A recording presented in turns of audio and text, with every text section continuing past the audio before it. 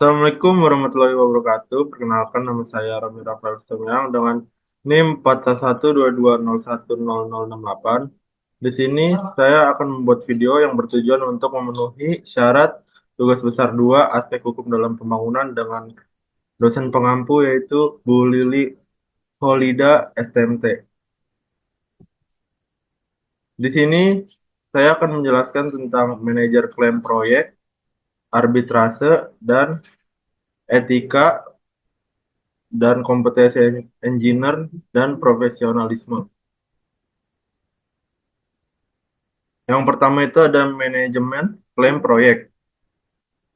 Pengertian dari manajemen klaim proyek adalah proses penting dalam industri konstruksi yang bertujuan untuk mengelola dan menyelesaikan tuntutan atau klaim yang muncul antara pihak-pihak yang terlibat dalam kontrak, seperti pemilik proyek dan kontraktor. Klaim biasanya timbul ketika salah satu pihak merasa bahwa pihak lainnya tidak memenuhi kewajibannya sesuai dengan kontrak, yang dapat menyebabkan kerugian yang perlu dikompensasi. Faktor penyebab dari manajemen klaim proyek yaitu yang pertama itu ada keterlambatan pekerjaan. Keterlambatan pekerjaan ini terjadi karena kesalahan dari pemilik proyek atau faktor eksternal yang tidak terduga. Yang kedua itu ada perubahan lingkup pekerjaan, yang dimana permintaan perubahan dari pemilik proyek yang tidak tercantum dalam kontrak awal. Yang terakhir itu ada ketidakpastian desain, yaitu desain yang tidak lengkap atau ambigu dapat menyebabkan klaim dari kontraktor. Selanjutnya, di sini saya akan menjelaskan tentang proses manajemen klaim proyek. Proses manajemen klaim Proses manajemen klaim terdiri dari beberapa fase penting. Yang pertama, identifikasi, yaitu memahami lingkup pekerjaan dan kontrak untuk mengantisipasi potensi masalah. Ini adalah fase krusial untuk mendeteksi faktor-faktor yang dapat menyebabkan klaim. Yang kedua itu ada notifikasi klaim, yaitu kontraktor harus secara resmi memberitahukan pemilik proyek mengenai klaim yang diajukan, termasuk rincian kondisi yang mendasari klaim serta dasar hukum pengajuan. Yang ketiga itu ada pemeriksaan klaim, yaitu pada tahap ini klaim dievaluasi untuk menetapkan landasan hukum dan fakta-fakta terkait. Ini melibatkan pengumpulan bukti dan dokumen pendukung. Yang keempat itu ada dokumentasi klaim, yaitu semua fakta dan bukti harus didokumentasikan dengan baik agar klaim dapat dipertanggungjawabkan. Yang terakhir itu ada negosiasi, yaitu kedua belah pihak berusaha mencapai kesepakatan mengenai klaim untuk mencegah perselisihan lebih lanjut. Negosiasi ini penting untuk menjaga hubungan baik antara pemangku kepentingan. Yang selanjutnya itu saya akan menjelaskan tentang metode penyelesaian manajemen klaim proyek.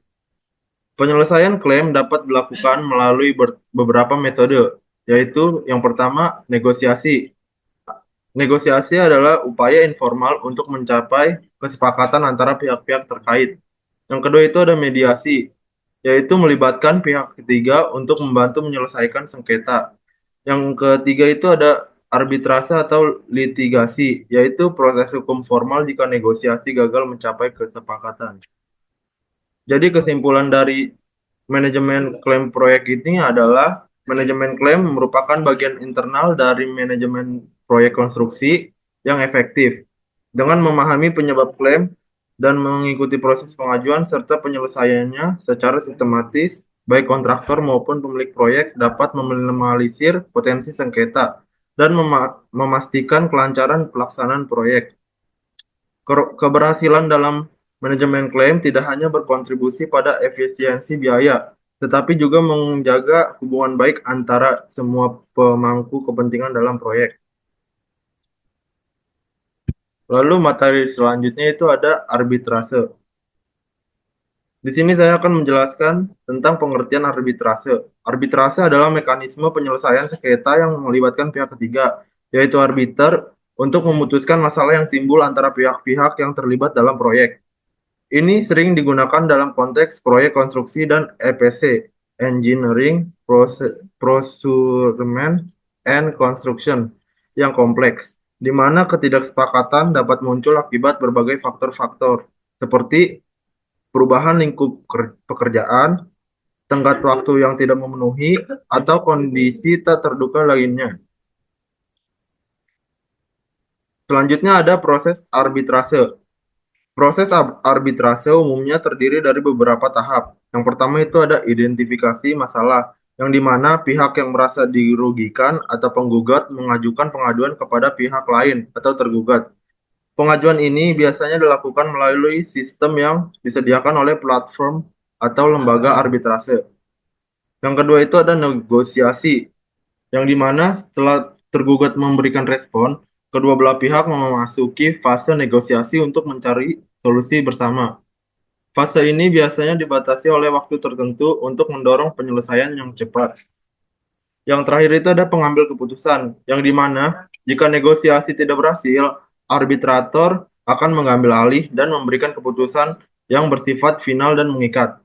Keputusan ini tidak dapat diajukan banding kecuali ada alasan tertentu. Yang selanjutnya itu ada keuntungan dari arbitrase. Yang pertama itu ada efisiensi, yaitu proses arbitrase cenderung lebih cepat dibandingkan dengan litigasi di pengadilan. Yang kedua itu ada kerahasiaan. Proses ini tidak dipublikkan, menjaga informasi sensitif dari pihak-pihak yang terlibat. Yang terakhir itu ada fleksibilitas. Para pihak dapat memberi arbiter yang memiliki keahlian khusus sesuai dengan bidang sengketa. Selain ada kelebihannya, arbitrase juga ada kekurangannya. Yang pertama itu ada biaya. Arbitrase ini meskipun lebih cepat, biaya arbitrase biasanya lebih tinggi, terutama jika melibatkan arbiter ahli. Yang kedua itu ada putusan tidak dapat diajukan banding, yang dimana keputusan arbitrator bersifat final, sehingga tidak ada jalur banding kecuali dalam situasi yang sangat terbatas. Selanjutnya di sini adalah alasan memilih arbitrase. Arbitrase biasa dipilih oleh para pengusaha untuk penyelesaian sengketa komersialnya, karena ternyata memiliki beberapa kelebihan dan kemudahan, yakni antara lain yang pertama, para pihak yang bersengketa dapat memilih arbiternya sendiri, dan untuk ini keahlian dan profesionalisme di bidangnya masing-masing. Dan publisitas yang tidak dikendaki tentunya akan dipilih mereka yang dipercayai memiliki integritas, kejujuran, keahlian, dan profesionalisme di bidangnya masing-masing. Yang kedua itu ada proses majelis arbitrase konfidensial, dan oleh karena itu dapat menjamin rahasia dan publisitas yang tidak dikendaki. Yang ketiga itu ada putusan arbitrase. Sesuai dengan kehendak dan niat para pihak merupakan putusan final dan mengikat para pihak bagi sengketanya. Lain lagi, putusan pengadilan yang terbuka bagi peninjauan yang memakan waktu lama. Yang keempat itu ada karena putusan finalnya mengikat, tata caranya bisa cepat, tidak mahal, serta jauh lebih rendah dari biaya-biaya yang harus dikeluarkan dalam proses pengadilan. Apalagi kalau kebetulan ditangani oleh pengacara yang kurang bertanggung jawab, sehingga masalahnya dapat saja dengan itikat buruk diperpanjang selama mungkin. Yang terakhir itu ada tata cara arbitrase lebih informal dari tata cara pengadilan, dan oleh karena itu terbuka untuk memperoleh dan tersedianya tata cara penyelesaian kekeluargaan dan damai. Jadi kesimpulan dari arbitrase ini adalah arbitrase menawarkan solusi yang lebih cepat, efisien, dan fleksibel dalam penyelesaian sengketa konstruksi dibandingkan dengan litigasi. Dengan keuntungan-keuntungan tersebut, banyak pihak dalam industri konstruksi memilih arbitrase sebagai metode utama untuk menyelesaikan perselisihan, mengingat kompleksitas dan dinamika proyek konstruksi yang sering kali menyebabkan sengketa.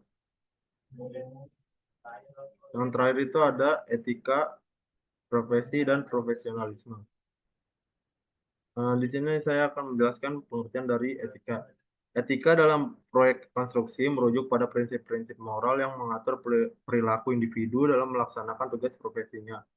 Ini termasuk kejujuran, integritas, tanggung jawab sosial, serta komitmen terhadap kualitas dan keselamatan.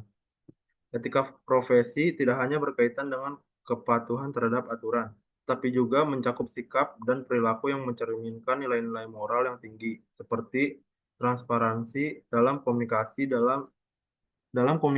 dan keadilan dalam pengambilan keputusan. Di sini ada jenis-jenis etika.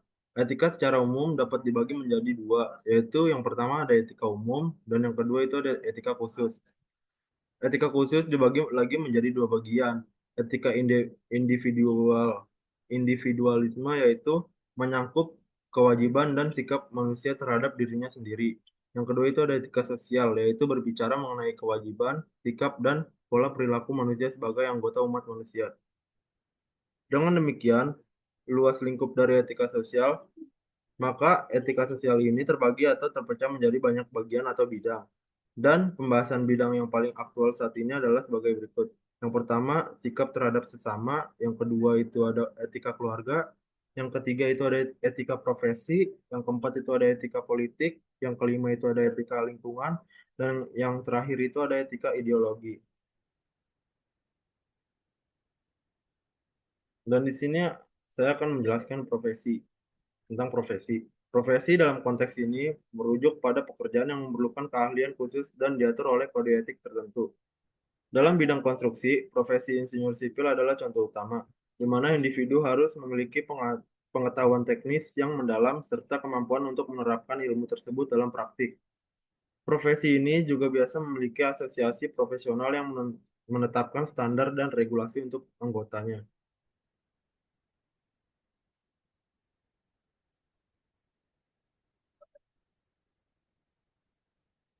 Suatu profesi biasanya memiliki asosiasi profesi, kode etik, serta proses sertifikasi dan lisensi yang khusus untuk bidang profesi tersebut. Yang pertama itu ada kode etik profesi, merupakan suatu tatanan etika yang telah disepakati oleh sesuatu kelompok masyarakat tertentu.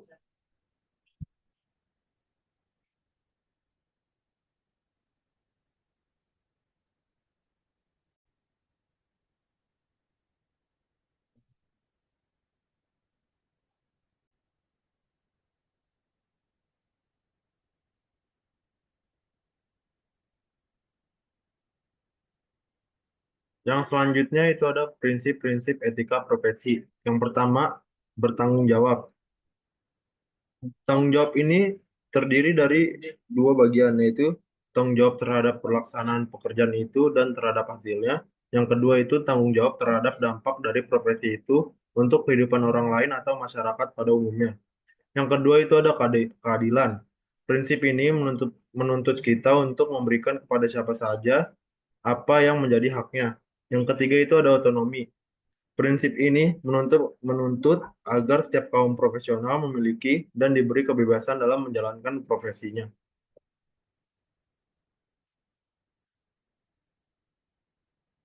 Selanjutnya ada tujuan kode etik profesi. Tujuan kode etik profesi terdiri dari 8 bagian. Yang pertama itu untuk menjunjung tinggi martabat profesi.